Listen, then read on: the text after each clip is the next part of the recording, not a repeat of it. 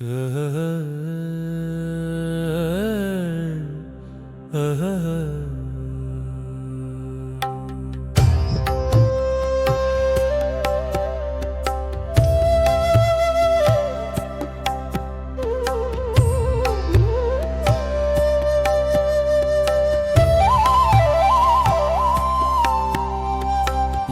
एक ऐसा अद्भुत और चमत्कारिक मंत्र है जिसके एकमात्र पाठ करने से साधक के सभी संकटों का विनाश हो जाता है। सभी बाधाओं में से मुक्ति प्राप्त कर लेता है। गणेश उपासक इसका प्रतिदिन नित्य पूजा में एक पाठ का समावेश कर सकते हैं।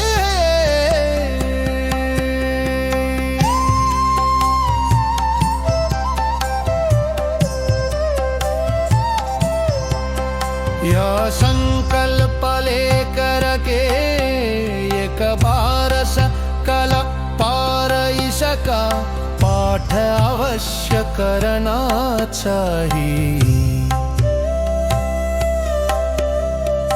ओम क्लीं ह्रीं श्रीं ऐं ग्लौं ओम ह्रीं क्लौं ओं नमो भगवते महागणपतये स्मरण मात्र संतुष्टाय सर्वविद्या प्रकाशाय सर्वकाम प्रदाय भवबन्ध विमोचनाय ह्रीं सर्वभूत बन्धनाय क्रों साध्याकर्षणाय क्लीं जगत्त्रय वशीकरणाय सौ सर्वमनक्षोभणाय श्री महासम्पत्प्रदाय ग्लौं भूमण्डलाधिपत्यप्रदाय महाज्ञानप्रदाय चिदानन्दात्मने गौरीनन्दनाय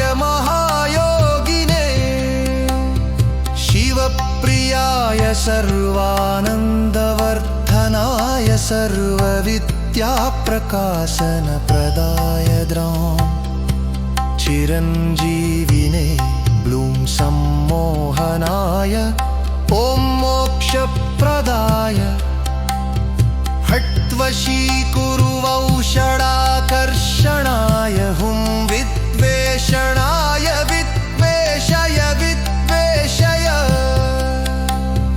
फट्कुच्चाटय उच्चाटय अत्कुस्तम्भय स्तम्भय खें खें मारय मारय शोषय शोषय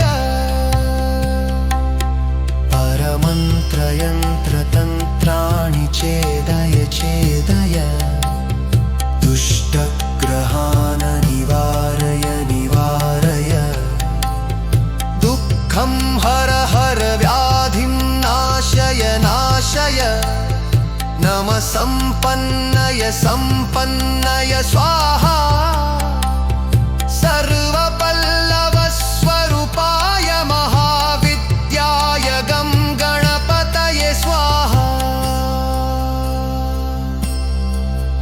यन्मन्त्रेक्षितलाञ्छितभमनघं मृत्युशवज्राशिशो भूतप्रेतपिशाचका प्रतिहता निर्घातपातादिवा उत्पन्नं च समस्तदुःखदुरितम् उच्चाटनोपादकं वन्देः भीष्टगणाधिपं भयहरं विघ्नौघनाशं परमा। ॐ गं गणपतये नमः। ॐ नमो महागणपतये महावीराय दशभुजाय मदनकालविनाशना मृत्युं हन हन यम यम मद मद कालं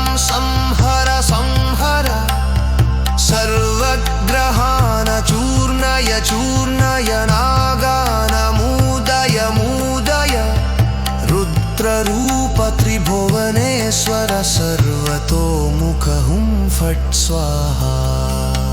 ॐ नमो गणपतये श्वेतार्क गणपतये श्वेतार्कमूलनिवासाय वासुदेव प्रियाय दक्ष प्रजापतिरक्षकाय सूर्यवरदाय कुमार गुरवे ब्रह्मादिसुरावन्दिताय सर्पभूषणाय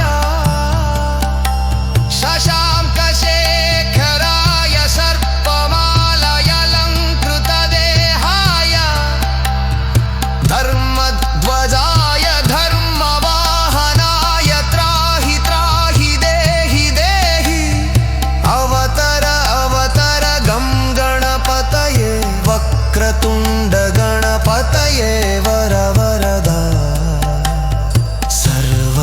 सर्वपुरुषवशङ्कर सर्वदुष्टमृगवशङ्कर सर्वस्ववशङ्कर वशीकुरु वशीकुरु सर्वदोषं बन्धय बन्धय सर्वव्याधीन निकृन्तय निकृन्तय सर्वविषाणि संहर संहर सर्वदारिद्र्यमोचय मोचय सर्वविघ्नान् छिन्धि छिन्धि